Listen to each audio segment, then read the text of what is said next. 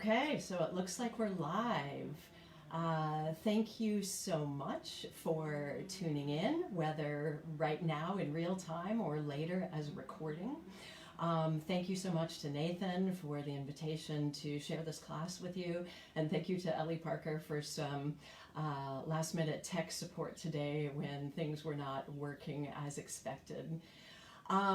So this workshop is an actual practice, and I'm going to spend about 15 minutes giving you an introduction to some of the philosophy behind what it is that I'm talking about, and then we'll move into a practice. You really do not need anything special. You can see I purposely am not wearing exercise clothes. It's just regular stuff. I am in a room with a carpeting. I don't even have a yoga mat.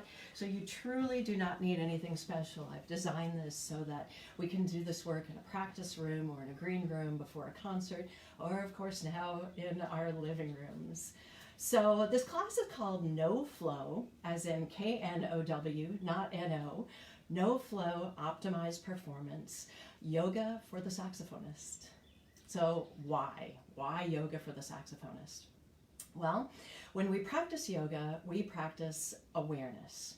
We practice awareness of our breath, of our body, and of our mind. And when we practice the saxophone, we really should be practicing those same things, those same techniques, but often we really don't, because we spend so much more time focusing on things like right notes and correct rhythms and on getting the machine that is the saxophone to work properly. So by integrating yogic elements and techniques into our practice routines, we can learn how to bring that same kind of awareness into how we practice and perform and rehearse. I did my yoga teacher training back in 2007 at the Kripalu Center for Yoga and Health up in Massachusetts. And the focus of Kripalu Yoga is on developing not just awareness, but on non-judgmental awareness. And sometimes that's also called witness consciousness. And this element of non-judgmental awareness is often challenging for us because we're used to saying as musicians, well, that was good or that was bad, and we're not as adept at making these non-judgmental observations. There are 8 limbs or parts to classical yoga practice, and we'll be focusing on 3 in the next hour or so. One is asana, or poses and movement, what we usually think of as yoga. 2 is pranayama, or breath, breathing. And 3 is meditation. And it's really important to know that the whole reason that poses were invented by ancient yogis in the first place, was so that we could become, or that they could become flexible enough to sit still for long periods of meditation. So my own yoga practice has evolved a lot over time. I took my first yoga class probably 25 years ago now, and I have to admit it was not something that I was immediately drawn to. I began my own practice as primarily a means of pain management. I'd been dealing with some playing-related pain since my early 20s, and I thought it was overuse, but looking back, I'm 100% positive it was because it was a result of unnecessary and excess tension that I just didn't even know I was there. I tried everything. I went to a pain specialist, I took anti-inflammatory medication, I had prescribed stretches, and I took Feldenkrais awareness classes, I studied Alexander technique for a year, I took Tai Chi, I had therapeutic massage, I had Rolfing, which is this deep tissue manipulation. And they all helped. I mean, they were definitely all helpful. But for me, yoga was the one thing that seemed to keep the pain manageable. I think because it put me in control. In other words, I could go get a massage, I'd feel great, but it wouldn't last because I wasn't aware, I didn't know what was causing the pain in the first place. And yoga was the thing that really helped me uncover that. So, like many Americans, especially at the time before it got so popular, I thought of yoga primarily as a means of exercise and stretching, and I had no idea at the time that it was actually this highly advanced form of mental training as well. And indeed, it's this mindfulness practice that's really key to its effectiveness and its success. My own practice was haphazard for many years. I'd practice a little, I wouldn't, back and forth on the yoga mat. But as time passed, I began to notice that the more consistent I was with my yoga practice, the more I was noticing that my saxophone practicing was also changing. And behold, it was becoming more focused and more efficient and more engaged. And I thought, well, that is very interesting. So it was at that point that I decided to be a bit more serious and pursue my teacher training and et cetera, et cetera. So I think it's really important to know what yoga is not before you know what it is. And it's very important to know that it's really not about flexibility. Everybody thinks it's about flexibility. We are all born with a limit to our flexibility.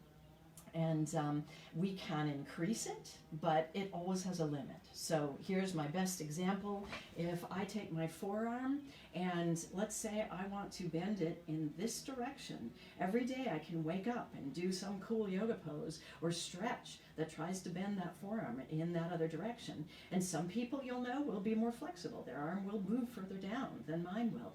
But mine will never move any further than this because bone is meeting bone. And so that is my limit. And there are some Russian ballet schools, maybe other places as well, but this is where I've heard about it, where they will actually x-ray their dancers. And if those dancers don't have the proper skeletal system, it doesn't matter what their dancing's like, there's certain things they'll never be able to do, so they don't get into that ballet company. Which sounds a bit harsh, but if you have to be able to do a certain thing and you are born with a certain limit, then that's where we're at. So yoga is not something you can be good at or bad at. It's not competitive. It's not how you compare to anybody else. I joke with my students, it is not possible to be a first chair yogi. You can't be right. You can't get it wrong. And sometimes that is so different than the music world that I find it's important to take some of that with me when I leave my yoga mat. So what is it? The word yoga means to yoke or union. So the word yoga means union, essentially. Yoga is about the integration of mind, body, and spirit. All right? And there is a great quote, let me grab it here for you, by the famous violinist and conductor named Yehudi Menuhin, and he says this, quote, "I can only think of music as something inherent in every human being, a birthright. Music coordinates mind, body, and spirit," unquote. So there it is. There's the most direct comparison that I have ever been able to find. So I mentioned that I did my yoga teacher training up at Kripalu, and there is a senior yoga teacher there named Stephen Cope. He has created an institute there that he calls the Institute for Extraordinary Living. He's also a published author. His books are amazing. I highly recommend them. And he is also an amateur pianist. And he had this idea that he wanted to answer the question, what does it mean to live a fulfilled life? I think a lot of us grapple with that all the time, and even more so maybe during coronavirus. But he has studied all kinds of different people, all different aspects of the population. He has studied athletes and Vietnam vets. But the first group of people that he chose to study were musicians. Tanglewood Music Center, the summer home of the Boston Symphony Orchestra, is right across the street from Kripalu. And so Stephen Cope was going across the street to the Tanglewood concerts, and he was finding that the world's greatest musicians looked eerily identical to yogis when they were on their mats in terms of their heightened states of concentration. So he got Harvard Medical School to research the results of yoga on the Tanglewood musicians, the Tanglewood Fellows. So pretty reputable people involved in his research. And here's what he found. He did it for 2 years, specifically musicians. Quote, "The changes in the musicians who did yoga were quite dramatic. The first year's group had significantly less performance anxiety than the control group. The second year's larger study confirmed that finding and also uncovered improvements in the yoga group's capacity to enter into flow state. So it's very interesting. There was definitely a reduction in playing-related pain coming from musculoskeletal disorders, which, like I just said, was the reason for my initiation into yoga. But that wasn't even the main correlation. The two main results of the research were, number one, less performance anxiety. I mean, who doesn't need that? And number two, this enhanced capacity to enter into a flow state. So what is a flow state? Some of you may have read the book entitled Flow. The subtitle is The Psychology of Optimal Experience, and it was written by a University of Chicago researcher named Moholy Csikszentmihalyi. And he was the one that really introduced this idea of flow states when he published that book, which wasn't really all that long ago. And so what is flow? It is a psychological state in which a person is fully engaged or immersed in what they are doing. They lose any sense of self-consciousness. They often lose a sense of time passing, the perception of time. They tend to experience extreme well-being, and often are more at ease with life. Sometimes we hear other terms for that state. Improvising musicians tend to use the term in the groove. Athletes will sometimes talk about being in the zone. I sometimes the things we think are negative aspects can actually be a flow state. It can be positive. I know I see this sometimes with my son when he's programming video games because he loves it so much. He can stare at a screen in this incredibly creative endeavor. So sometimes it's hard to tell what's what.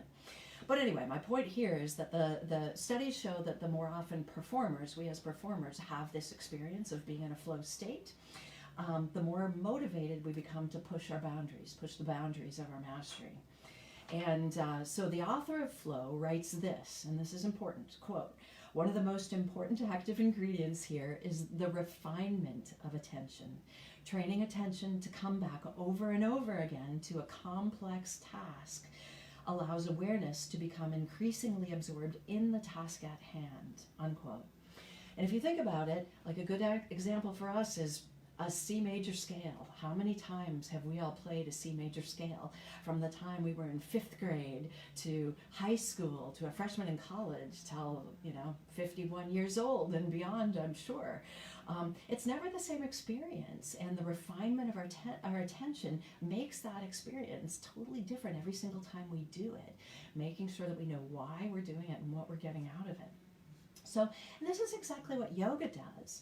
Yoga, in practice, brings back our attention again and again to increasingly subtle phenomenon, the detail of movement, the detail of sensation, the detail of feeling.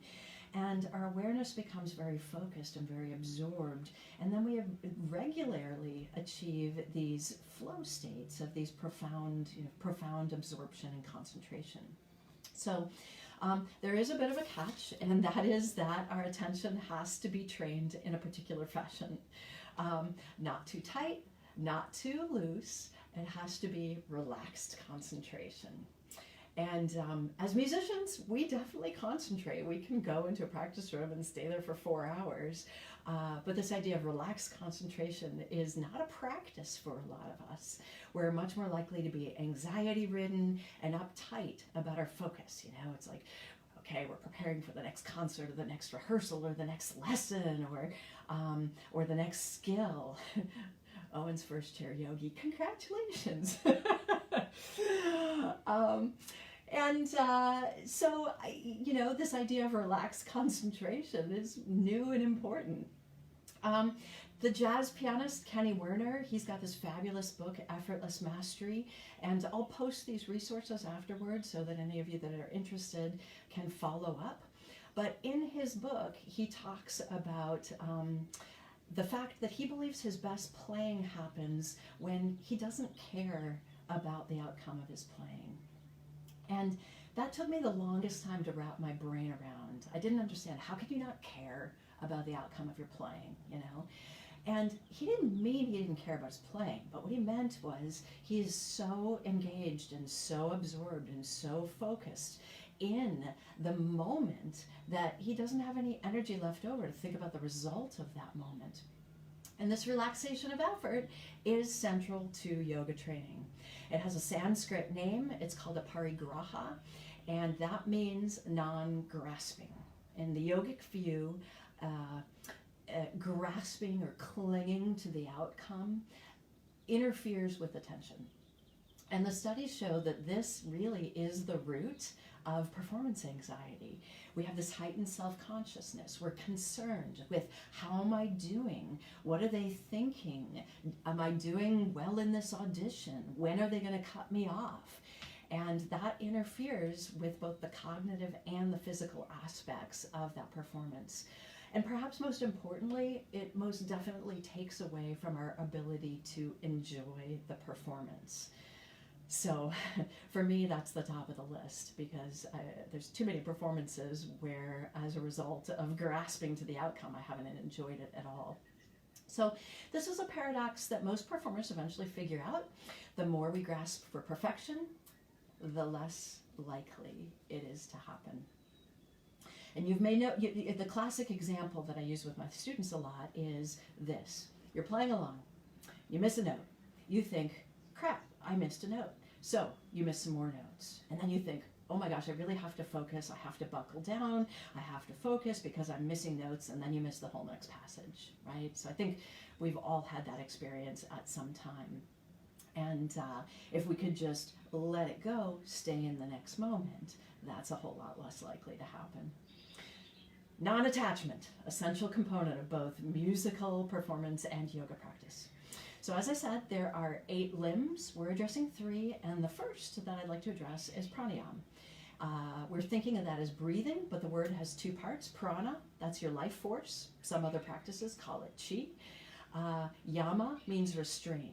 So the practice of pranayama is really to restrain or master the life force, and it's controlling our breathing.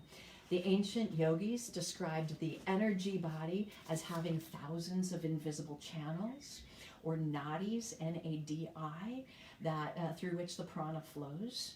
Modern science calls this our nervous system. The breath has an immediate impact on the flow of prana through the nadis and through our nervous system. More than anything else, it is breathing that builds and regulates this flow in the human body. So you can relax your body and mind, you can invigorate your body and mind, you can change your experience in the world through the yogic practice of breathing. You can use it to change your physical and mental states. So in my attempt to provide you with an introduction to the link between yogic experience and musical experience, we're going to practice some basic pranayama. Now, I'm going to just take a second to move my camera.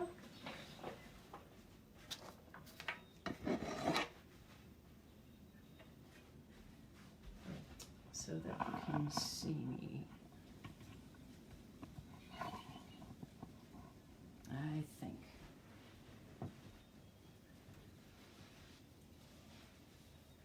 Almost. So you, if you're going to practice with me, please find a comfortable spot to lie down on the floor. All right, there we go. All right, so if you have come down onto the floor, first of all, just close your eyes. And from here, try to align your spine. So you might want to wiggle around. You might have to lengthen one leg or the other, maybe one shoulder blade and then the other. You can rock the head from side to side, and eventually find the place where it feels like your spine is aligned. And before we move into the first actual breathing technique, just to take a moment to meditate. So with your eyes closed, breathe in and out through the nose, and put your attention on that breath, wherever your attention went first. For some of us, that might be at the belly. For some of us, it might be at the chest. For some of us, at the nostrils. And keep your mind focused. You're not trying to control the breath. Just watch it with your mind's eye. Maybe it's smooth, maybe it's fast, maybe it's slow, maybe it's jagged, and it's all fine. You don't have to try to change it. Now, a lot of people who believe they can't meditate, it's because they think they can't stay focused. But it's very, very important to know that the average human attention span is only 6 seconds long. So if you found you already started to think about something else, that doesn't mean you can't meditate. It means you're just a human being. And the practice of meditation isn't about trying not to lose focus. It's trying to develop the part of your mind that catches that you lost focus, and then you gently let that extraneous thought go and bring your focus back to the breath. Okay, good. So we're going to move on to the first breathing technique. It's called a Dirga breath. It's a 3-part breath. Dirga is the Sanskrit word. It just translates as slow and deep. So from here, take your hands, place them on your belly, 2 inches below your navel, so that your middle fingers touch. And from here, begin to deepen the breath, still breathing in and out through the nose because you have more nerve endings in your nostrils. Of course, you won't do that when you play the saxophone because you can't get the same quantity of air, but it's to help you develop awareness. So from here, pretending that the abdomen is a balloon, inhale and exhale. Really using the abdominal muscles to exhale. Repeat that breath. Inhale. You'll notice the fingertips separate as a natural result of the ballooning upward. As you exhale, use the navel to draw down toward the spine, using those abdominal muscles. Repeat that breath, inhaling, expanding and inflating, and exhaling. Each time you repeat, you're looking for ways to create more space internally. Let's let that go. The second part of the Dirga breath is the intercostal breath. So the abdomen will still continue to rise and fall, but take your fingertips, place them on the sides of your rib cage. And what we're looking for now is an expansion of the ribs. It'll happen top to bottom, but also left to right. So start with that abdominal breath. Inhale, balloon upward. And then exhale, rib cage stretch to left and right. And then exhale, still draw navel down toward the spine. And repeat. Inhale, abdominal breath, intercostal breath, 4 directions all at once, and exhale. And again, each time, you're trying to soften those breathing muscles, looking to create more internal space. Now let's add the third part of that breath. So take your fingertips, place them on your upper chest. Now we have the clavicular breath, as in clavicle. We'll start with that abdominal breath, move into the intercostal breath, and all the way up into the clavicular breath. Exhale from the top down. And you can even take your fingertips and follow this 3-part breath up. So navel's drawing toward the spine. Inhale, balloon upward. Inhale, balloon up, outward. Inhale, balloon upward, and exhale. Chest deflates, rib cage deflates, abdomen deflates. All right, so you at home continue this 3-part breath. I'm going to move, you don't. So it's a practice of this breath, okay? So it's important to know that the body's breathing apparatus is the only physiological function that's both voluntary and involuntary. It lies at the boundary between the conscious and the unconscious. The breath connects the inside of the body with the outside world. We take the outside world in and expel the inside world out. The breath is the switching station between the energy body and the physical body. And this is what we're using when we make music. The diaphragm is the primary muscle of respiration. The muscles of the body are of 2 primary types: your skeletal muscles, which are striated and under voluntary control, and your smooth muscles, which make up our internal organs and not usually thought to be under our conscious control. The diaphragm, unlike any other muscle in the body, is semi-striated, and as such, it partakes of both conscious and unconscious functioning of the body. Okay, so relax control, release control of that breath. And I'm going to come back into the picture now. Have you come down onto your stomachs. Okay, so you're literally just flipping over. You can make yourself comfortable. You can stack your forehead on your fist, turn your cheek to the side, whatever works. And I just want to give a sense of what's happening on the back body when we practice this breath. So if you're here and you turn on the abdominal breath again, right now we're focusing on the rising of the low back, because the diaphragm attaches to the rib cage on both the front and the back of the body. I'll have that as a resource as well. So if you inhale, you'll see that low back rise. Exhale, sink to the ground. And you can go ahead and stack the intercostal breath on top of it, getting the rib cage still to move left and right, but also toward the ceiling. And when you've got a sense of what that feels like, go ahead and add the clavicular breath. You'll feel the chest press into the ground, but the upper back, the upper third, rising toward the ceiling now.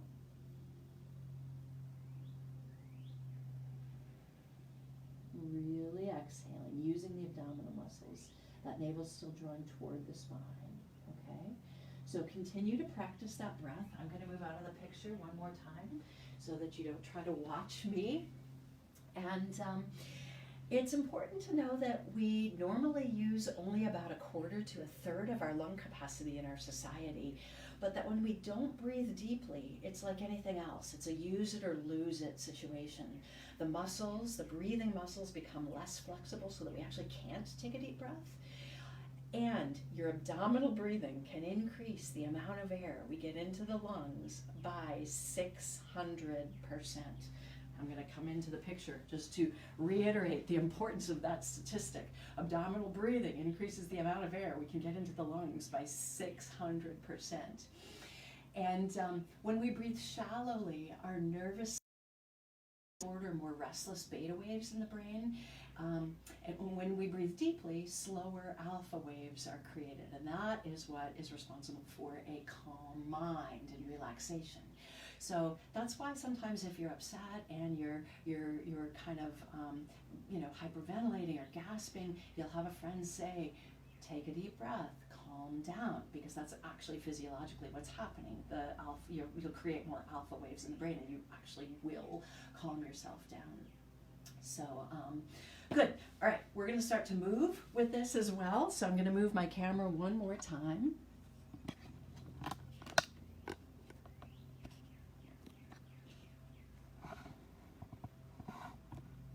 I think that should work.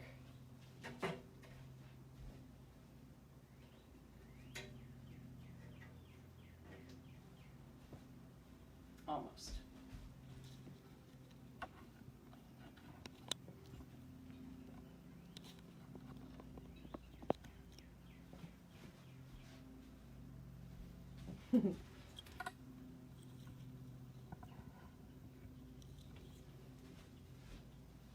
Okay, close enough, I think. If it syncs. All right, there we go. Okay, so first thing is that we are going to learn mountain pose. And if you study yoga already, you know what this is all about. It doesn't look like much, but there's a whole lot going on. So wherever you are, please take 3 little hops like this. 1, 2, 3. And most of us, when we do that, land with our feet about hip width apart. And the way you can check is if you literally find your hip bones. They're the ones that poke out. They're called your as-is bones. And if you take those and trace them down your leg, they will line up with your second toe. And that's how you know. Didn't line up, you can go ahead and move now. The insides of your feet should be parallel. I'm going to move this one more time because I don't quite have that angle right.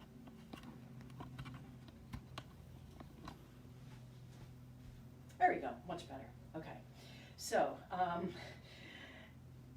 insides of the feet parallel. Now from here, go ahead and rock forward onto the balls of the feet, back onto the heels, and from one side to the other. And eventually come to the place where it feels like your weight is equally balanced on the 4 corners of the sole of the foot. Now what do I mean by the 4 corners? I mean just underneath the big toe ball mount, just underneath the baby toe ball mount, and on both sides of the heel, so that your foot actually becomes a rectangle that's sinking into the ground on those four corners, okay? So we're gonna build from the floor up. Right now, everybody lock the knees, and you'll feel that the thigh muscles get really hard, and then bend them. And now I want you to find that place where you're in neutral. So come on to standing. You'll lightly engage the thigh muscles just to lift the kneecaps. They're not locked, just lightly engaged. Take your tailbone, tilt it down, lightly draw in your abdominal muscles so that your pelvis is in neutral. And now from here, hands at the sides. Let's do a couple of shoulder rolls. Go ahead, roll your shoulders forward and up toward your ears and back and down. And then one more time, forward, up toward the ears, back, down. Let's move in the opposite direction, opening the chest, really reaching the shoulders up toward the ears. One more time. And then we're looking for neutral. So draw the shoulder blades together across the back, lift the chest, finding that neutral. Fingertips lengthening toward the ground and crown of the head lifting up toward the ceiling. So right now, we're all in mountain pose. Like I said, it looks like we're just standing here, but there's really so much going on. And every yoga pose, I said that yoga means yoke or union. Every single yoga pose or motion is about the embodying of opposites, taking dualities, bringing them together. So right now we have opposites. We're sinking the soles of the feet into the ground while the crown of the head is lifting up. We've got the chest lifting while the shoulder blades are drawing together. And we'll keep coming back to this in the next, in this practice, okay? So from here, now we'll add the second breathing technique on, and that's called Ujjayi. It has a sound, and you use it along with the Dirga breath. So everybody open your mouth and whisper the word home, like this. It's also like fogging up your glasses, that kind of thing, okay? And now inhale with that same sound, okay? And you're using your voicing muscles. It's just as an oval shape at the back of the throat. You're speaking, you're singing, your whisper muscles. Let's keep breathing like that.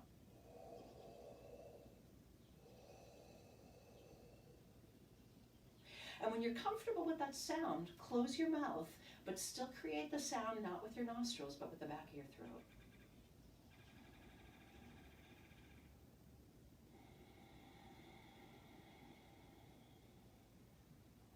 And if you haven't already, add your Dirga breath, your abdominal breath, your intercostal breath, your clavicular breath.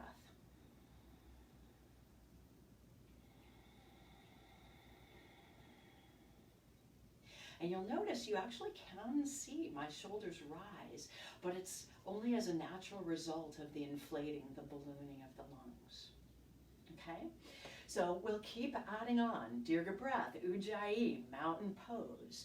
Let's move into, everything we do today is a direct, applicable to the muscles that we use when we play the saxophone.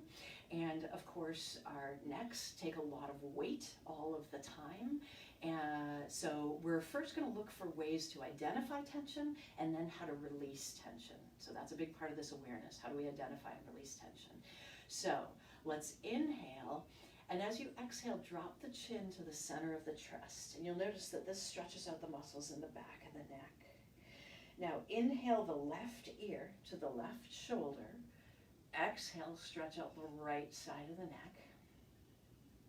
Inhale another quarter turn back, and you're getting at the front corner of the neck. And now exhale, slow motion, roll the chin back to the center of the chest. Inhale, roll the right ear to the right shoulder, stretching out that left side of the neck. Inhale, another quarter turn back to get at the front corner of the neck. And exhale, slow motion, roll back to the center of the chest. Continuing with these half circle neck rolls, inhale, left ear back to left shoulder. Slow motion, 3-part breath with that Ujjayi sound.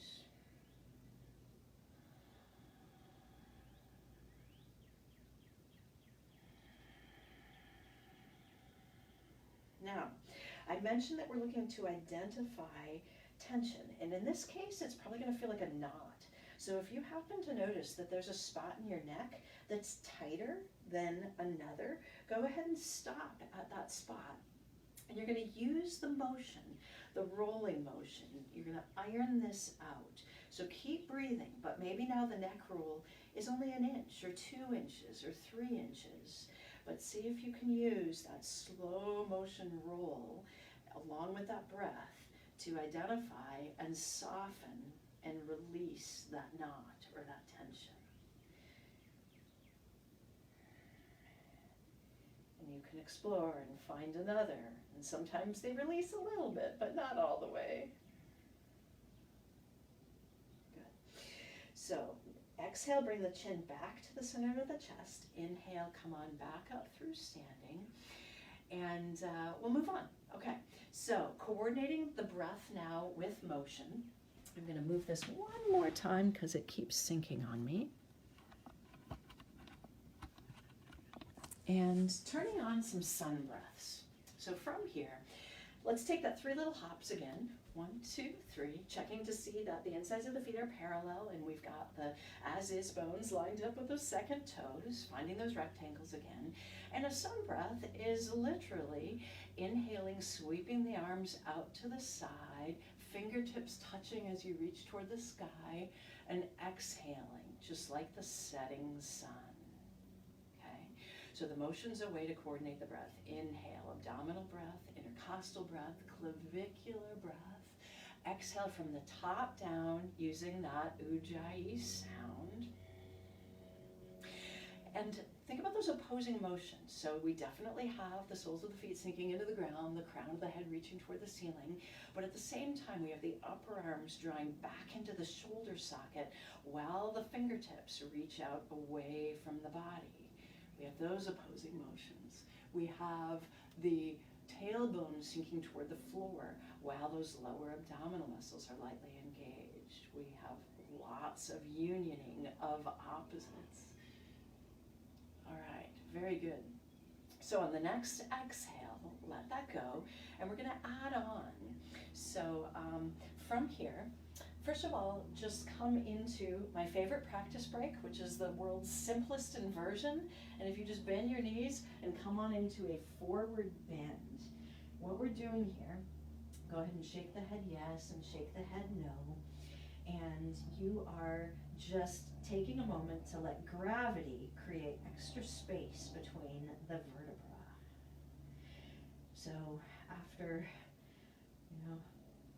an hour of time with metal around your neck, this is a great way to counter that. Okay, so some of you may have your rib cage on your thighs. If not, that's cool, but bend the knees as much as you can, and we'll turn this flow back on. So as you inhale, straighten the legs. As you exhale, bend the knees. Inhale, straighten the legs.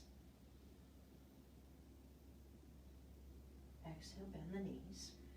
And now from here, take the next 3 breaths to roll all the way up to standing. So inhale, straighten the legs, keeping the abdominal muscles lightly engaged to protect the low spine. And let the chin be the very last thing to come on up to standing. And notice that the breath will help you find alignment in your spine. Moving on to a what's called a half sun salutation. And this is a way to continue to coordinate breath with motion. Hands at the sides. Inhale, arms sweep out to the sides toward the ceiling. Exhale, swan dive. Back is flat, coming back into that forward bend. You can either keep the legs straight or bent. Inhale up halfway. So this is called your jackknife. You have opposing motions here with the crown of the head reaching forward and the tailbone reaching back. Exhale, back into your forward bend, knees bent or straight. Inhale, come all the way up to standing, reaching toward the ceiling. Exhale, palms come to the center of the chest. Let's practice that. Inhale, abdominal breath, intercostal breath, clavicular breath, fully inflate. Exhale, ujjayi sound, flat back. Hands come to the floor. Inhale, halfway up. Exhale, forward bend. Inhale, all the way up to standing, finding those opposing motions, upper arms into the shoulder socket. Exhale, one more. Really reaching, sinking into the ground, reaching up toward the sky. Exhale, crown of the head reaching forward, tailbone reaching back. Inhale, halfway up, shoulder blades roll down away from the ears. Exhale.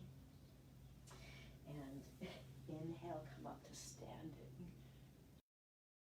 And exhale. Yeah, all right. I'm sure you all are doing a beautiful job at home. I miss being able to see you in my presence. Okay, very good. So the shoulders are really involved, of course, when we play. So eagle arms is a great way to address that. So if everybody takes your forearms or takes your arm, bend them at a 90-degree angle. Let's take the right, cross it over the left. Now, for some of us, you'll just take your hands and clasp your shoulders, and this is a great stretch in the trapezius on both sides, okay? If this doesn't feel like much to you, maybe you intertwine the forearms, maybe you press the palms together, and you should start to feel this muscle heating up just a little bit. If it doesn't feel like much, add some flow. So everybody breathe no matter what position you're in, but inhale, lift the fingertips. Exhale, sink the elbows toward the ground. And repeat, inhale. Each time you repeat the motion, maybe you move a little bit deeper into the stretch. Maybe as the muscle heats up, maybe as the muscle softens, you'll have a greater range of motion. If it hurts, don't go so far. It should not hurt. It should be interesting. It should feel like there's enough attention to keep a stretch. Okay? Good. Let's move to the other side. Bend the elbows, this time left over right. You choose, either clasp the shoulders or continue to intertwine the forearms, and you might grab your thumbs or a sleeve, or maybe those palms are pressed together. Upper arms out away from the body. Wherever you are, breathe. Inhale. And exhaling, sinking the elbows toward the ground. And repeat, inhale. And sink. 3-part breath. Abdominal breath, intercostal breath, clavicular breath. And every pose you're in, every movement, the breath is going to be constricted in a slightly different way, and that's part of what helps you gain awareness in both the breathing process and the pose, the stretch itself. So you can let that go. Okay, very good. So the spine itself has 6 movements. It deals with the core, and of course we're engaging with the core of our body every single day, all day long, when we're interacting with the saxophone. So it's really important that we deal with all 6 movements. So here we go. All right, very simple. Here is one way. You're gonna take your left hand, slide it down your thigh, take your right arm, reach over in a C curve. Sometimes it's called a half moon, but you can see that I look both like a half moon and a C curve. If all of your weight went to the outer right hip, you can just rebalance yourself so the weight's equally balanced between both feet. If you want to increase the stretch, you can take your left hand, interlace all but your index finger, and reach. So from here, breathe deeply. The deeper the breath, the greater the stretch in the intercostal muscles across the right side of the body.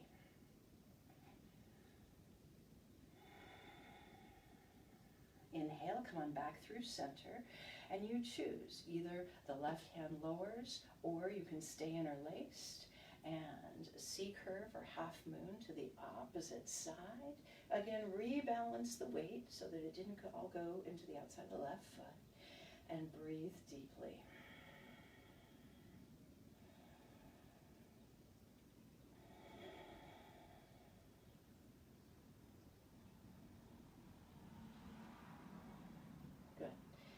Inhale, come on back through center, maybe a little heat building in the arms, let that go. Sometimes you'll get a little bit of a tingle afterward. This is just circulation, it's a good thing. Okay, moving it into cat and dog. Since we're at home, I'm going to show this to you on the floor, but everything we're doing, like I said, can be done in a green room or a practice room as well. Right here, we're going to move into table position. So table position, take the palms, middle fingers parallel to each other, and place them directly underneath the shoulders, okay? So they're stretched out like webbing. Knees underneath the hips. And table has a flat back in neutral, lightly engage the abdominal muscles. And from here, we're turning on what's either called cow or dog. I don't know why both. But that is a compression of the spine. So take the tailbone, lift it up, and the low back reaches toward the floor, chest lifts, crown of the head lifts, and you'll notice I have a compressed spine.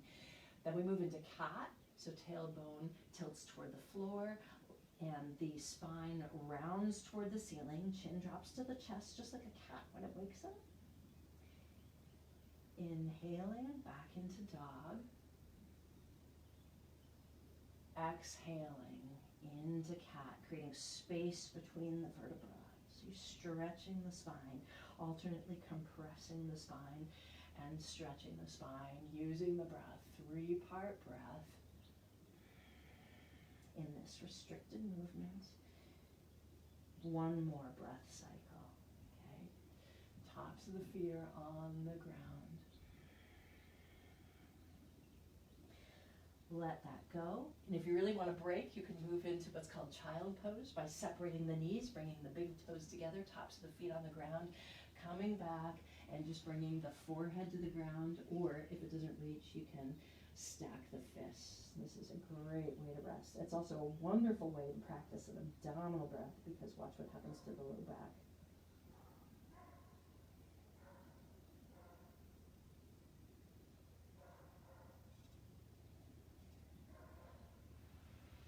Okay, so you can stay there as long as you want, but right now I'll come back up to standing. And so we've got, as I said, the spine has 6 movements. We did this one, and then we did dog and cat, which this is how you do it in a green room. Bend the knees, hands on the knees, and that way you don't have to be down on the floor, but you can get the same stretch, okay? And then we have a spinal twist. So I'll show you 2 ways to do that as well. Way 1, take your right foot, cross it over the left, okay? So I'll flip around. And from here, bring your arms out into a T.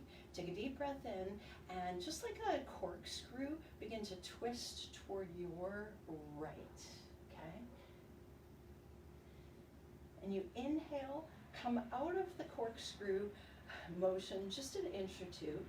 Exhale, deepen the twist, starting from the base of the spine, moving into the middle of the back. Inhale, micro release. Exhale. And now look out over those right fingertips. And inhale, come on back through center. Lower those arms. Uncross the feet. Let's go in the opposite direction. So left over right, all right? Left over right. Inhale the arms out into a T. The corkscrew moves in the opposite direction. So deep breath in. Exhale, turning toward your left. Starting at the base of the spine, micro release. Literally like you're opening a wine bottle with a corkscrew, little by little.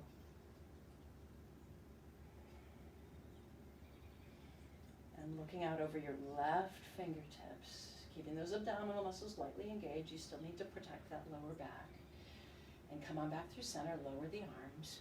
Now, at home, sometimes it's nice to have another way to do this. If I'm sitting on the floor with my legs extended, I can take the sole of my right foot and place it on the outside of my left thigh. Go ahead and take my left hand and wrap it around the outside of my right leg, and take my right hand, bring it about 6 inches behind me, and start to twist from here. So if I breathe in, exhale, twisting toward my right. And this also happens to get into the hip a bit more, so if that's interesting to you, you can move to the other side. Left sole of the left foot on the outside of the left leg. Right arm hugs the left thigh. Tent the fingertips in the back.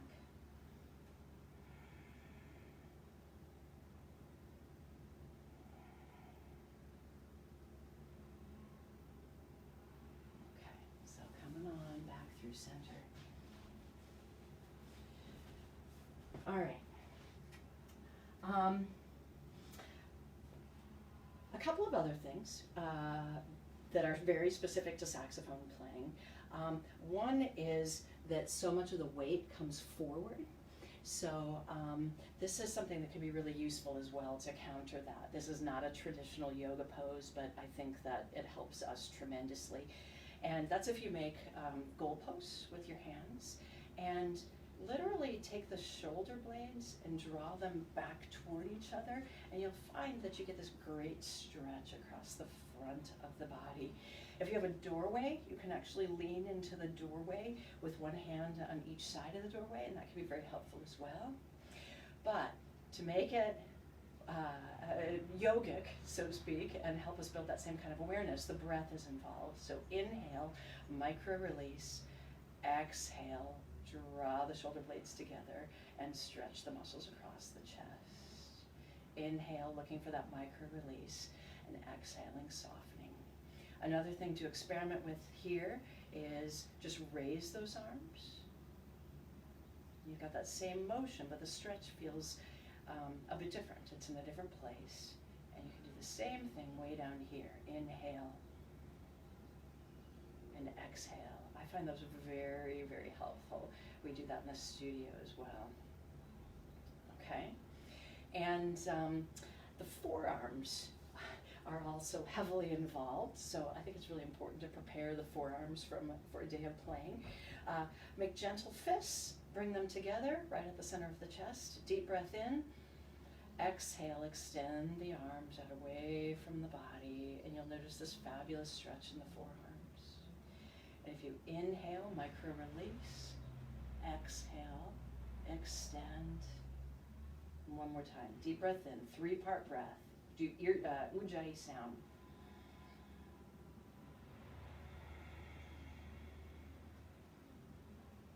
And slowly let it go. Never just let it all drop like that. Okay, and then to counter that, take either hand, doesn't matter which one, and gently draw those fingers back toward the body, and you'll notice this stretch on the opposite side of the forearm, the inside of the arm. Inhale and exhale, letting the muscle soften. Good. And moving specifically into the fingers. Now be careful not to just add repetitive motion to your practice here. You actually need to make it a stretch. So if you take a deep breath in, as you exhale, draw the thumbs toward the center of the palm. Long, slow, deep breath, noticing the stretch that happens in the hand. Inhale, let that go. Exhale, now take the index finger and draw it toward the center of the palm. Noticing the stretch in this part of the hand. Each motion of every finger causes a different part of the hand to stretch. Inhale, release. Exhale, middle finger to the middle of the palm. Inhale, exhale, ring finger to the center of the palm. Inhale, and pinky finger to the center of the palm. Good. Inhale, let it go, shake out your arms. And I want to throw one balance pose in here because balance is so good for concentration. And so here's how we're going to do this. We'll find a tree pose, one of the best, everybody's favorite yoga poses. So take all of your weight, put it on your left foot, and then with your right foot, you can either place it on the inside of the calf, or you can bring it up to the inside of the left thigh. And these leggings do not let me keep it here, so I can't. Don't put it on the knee. You can find a half lotus if you like to do that. I'm just going to go right back down here, okay? So the knee is drawing back. You're balancing on that left foot. And now your arms, just like a tree is in motion, depending on what the breeze is, wherever you want. So part of learning to balance is movement. We're not looking to be frozen or stationary. They can be out to the sides. They can be up ahead. You can interlace your fingers and bring them up toward the ceiling. Rolling those shoulder blades down the back, away from the ears. Take another breath, 3-part breath. Don't be afraid to deepen the breath. The worst thing that happens is you fall out of the pose, and who cares? Then you learn something that way. Inhale, come on back down. And now just notice the difference between the two sides of the body before we move on to the other side. Okay? So, all of your weight on your right foot here. Take the sole of the left foot, find your place on this side, whether it's the inside of the calf, the thigh, that half lotus, and draw the outer knee toward your back. Good. And then just kind of play with your branches on this side. Don't be afraid to flow. Keep breathing. Maybe you want to interlace those fingers here. Bring them up toward the sky.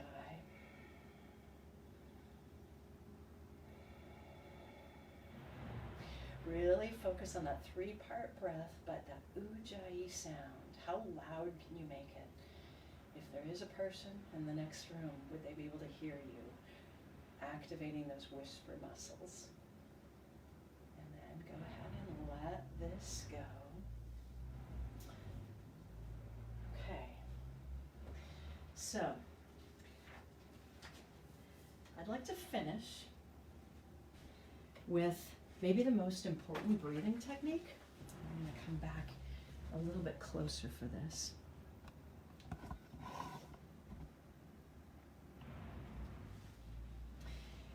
And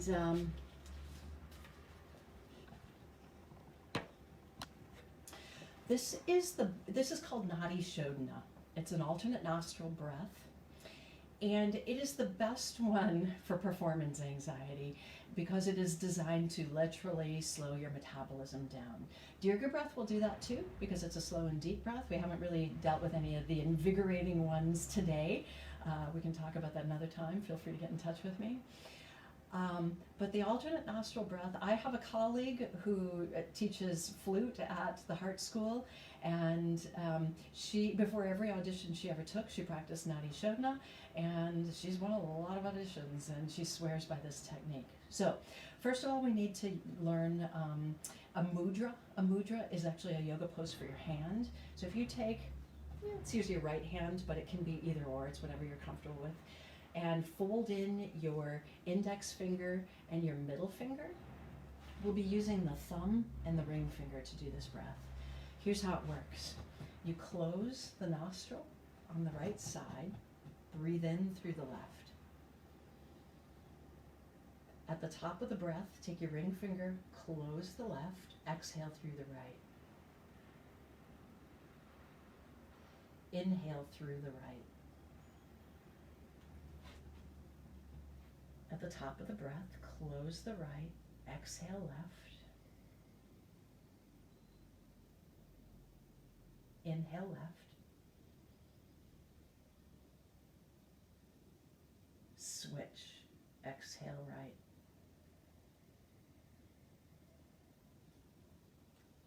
Inhale right. Switch.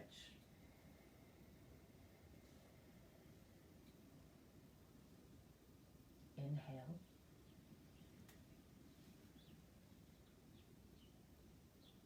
Close the left, exhale right. Now you continue that practice. I'm going to move out of the picture so that you close your eyes.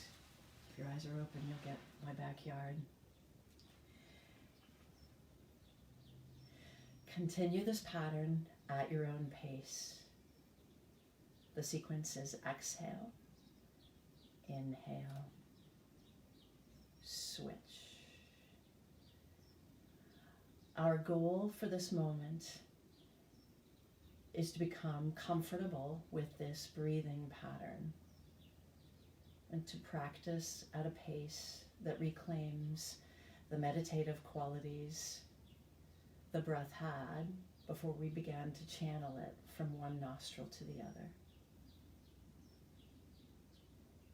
Keep your mind focused on any sensations that this pranayama generates.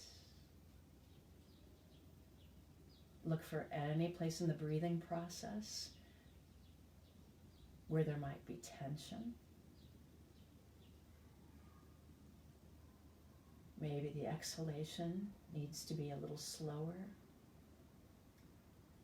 or a little faster. Or the inhalation may need to be a little deeper or not as deep. Keep your breathing meditative. Keep your mind focused. And if you'd like, you can use the Ujjayi sound with Nadi Shodhana. But if that detracts from the meditative quality, don't do it. And as you practice this pranayama and become more comfortable with it, you can begin to slow it down. As you become more meditative, your brain needs less oxygen.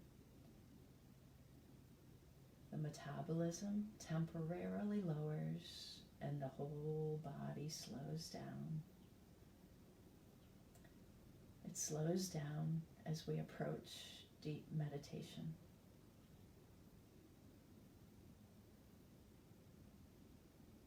Keep the breath deep. Don't let it become shallow so that it needs to become faster to meet your body's oxygen needs. Use just a little effort to keep the breath deep. Fill your mind with the sensations of this moment. Be so full and so focused that there isn't room to think of anything else. Tune into the flow of this experience so that you see and feel every detail in this breathing process. As your experience deepens, notice that part of you that's behind the doing, this witness that sits back inside and watches what you feel and do. And the next time that you've exhaled through your left nostril, slowly lower your hand to your lap and notice how amazing that first unrestrained breath feels. And as you sit, just observe the flow of breath and sensation and thought and feeling.